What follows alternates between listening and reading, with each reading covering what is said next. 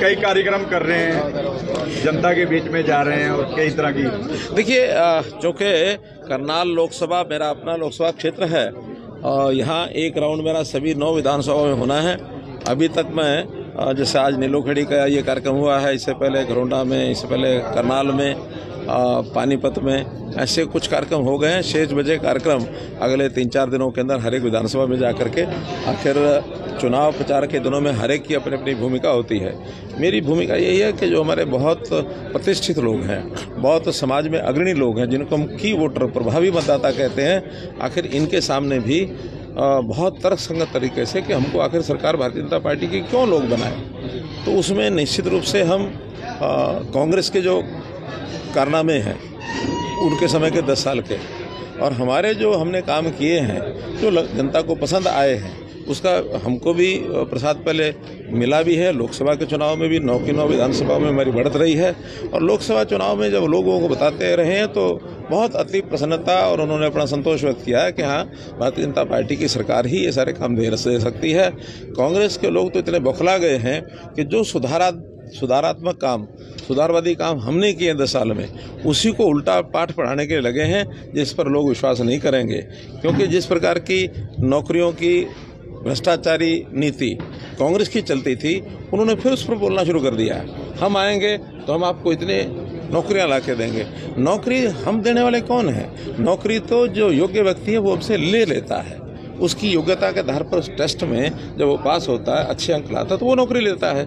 और हमारी नीति ये है कि जो आए, योग्य व्यक्ति आए, जो व्यक्ति आता है वो कम से कम 35 साल तक जनता की सेवा करता है। शमशेर गोगी का एक बयान आया कि पहले हम अपने रिश्तेदारों को लगाएंगे, अपना घर भरेंगे। वही बात मैं कह रहा हूं, और वही बात मैं आपके माध्यम से जनता को बताने की अपील भी करता हूं कि जिस प्रकार का अभी तो जैसा मैंने बताया कि कुछ हुआ ही नहीं है, अभी से बंदरबाट शुरू हो गई है नौकरियों की। यानी सर, करनाल के भाजपा के प्रत्याशी हैं जगमोहन आनंद जी, उन्होंने कांग्रेस की प्रत्याशी सुमित्रा सिंह के ऊपर आरोप लगाया है कि वो कार्यकर्ताओं को धमका रहे हैं और कहीं ना कहीं कार्यक्रम ना करवाने के लिए उनको प्रेशराइज किया जाए। मैंने बताया, मेरे पास पूरे हरियाणा से ये खबरें हैं, केवल करनाल की ही नहीं, हरियाणा के उनके जो प्रत्याशी या उनके जो प्रत्याशियों के गुर्गे हैं, वो इस प्रकार के फोन कर करके धमकाते हैं, और धमकाने के बाद भी यानी उनके घरों में लोगों को भी भेजते हैं, लोगों को प्रभावित करने के लिए तरह तरह के लालच भी देते हैं। तो ऐसी विषयों से जनता भी जागरूक रहे, हम भी जागरूक रहेंगे, और आप लोग भी ऐसे विषयों को जरूर उजागर करें, ऐसा मेरा निवेदन। केजरीवाल लगातार दौरे कर रहे हैं, हरियाणा में है, कल भी रोड शो किया, परसों भी किया। किसी भी पॉलिटिकल पार्टी के नेता को करने ही चाहिए दौरे, लोकतंत्र है, हम लोकतंत्र में किसी को मना नहीं करते हैं कि दौरे न करें। ये जनता के ऊपर निर्भर रहता है कि जनता ने सबकी बात सुन करके अपना निर्णय क्या देना है। बात वो भी कह रहे हैं, बात हम भी कह रहे हैं, जनता, आप जनता को बता रहे हैं, जनता उसमें से तुलना करेगी, तुलना करने के बाद किसको देगी, किसको नहीं देगी वोट, ये उनकी मर्जी है। लेकिन इसलिए कह रहा हूँ कि जो केजरीवाल का अब इतिहास बन चुका है, ये लोग भूले नहीं हैं। भ्रष्टाचार के कारण से ही वो इतने दिनों तक जेल के यानी शिक्षों में बंद रहे, केस उनके ऊपर चल रहे हैं, और तो ये है, जेल के अंदर रहते हुए उन्होंने इस्तीफा नहीं दिया, जेल से बाहर आते ही इस्तीफा दे दिया। क्वेश्चन मार्क है ये कि आखिर बाहर आने के बाद उनको कोई ना कोई तो भय लगा ही है ना, इसलिए ये भयभीत होकर बीजेपी सरकार देने की बात कही, सर्वे के आधार पर देखा गया।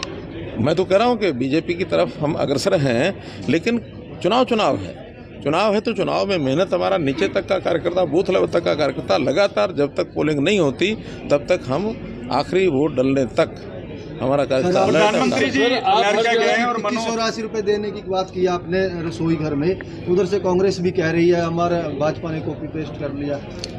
साथ में एक शब्द और भी कहा उन्होंने कि भाजपा ने जनता को धोखा दिया। एक तरफ तो वो कॉपी पेस्ट की बात करते हैं, फिर दूसरी तरफ हमारे उसको धोखा कहते हैं, तो इसका मतलब ये सिद्ध तो उन्होंने कर दिया कि सबसे पहले उन्होंने धोखा दिया, तभी तो आरोप लगाएंगे हमारे ऊपर, और कॉपी पेस्ट की बात भी हम करेंगे। लेकिन कुछ मुद्दे ऐसे होते हैं जो लगातार ये चलते हैं, कुछ समाज कांग्रेस की आवश्यकता बिना पर्ची के जॉब दी गई है, जो कह रहे वो डीसी रेट की नौकरियां दी गई है नहीं 1,45,000 पक्की नौकरियां दी हैं, 25,000 इस भक्ति रोको गैंग ने रुकवा दी हैं। अगर वो नहीं रुकवाते तो ये भी 25,000 नौकरियां और पक्की हो जाती, 1,70,000, जबकि उनके 10 साल के समय में 80,000 नौकरियां मिली। डबल से ज्यादा हम नौकरियां दे रहे हैं और आगे भी हमने अगले पंचवर्षीय योजना में 2 लाख पक्की नौकरी देने की बात की। सर आप पूछ रहे हैं कि भी कुमारी शैलजा कब भाजपा ज्वाइन कर रही हैं?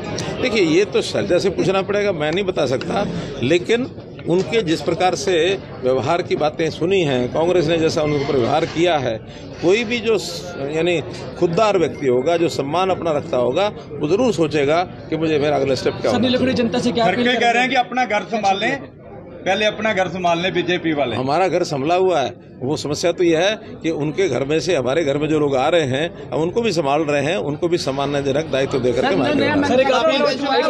तंत्र में 2 विषय ध्यान में रखने होते हैं।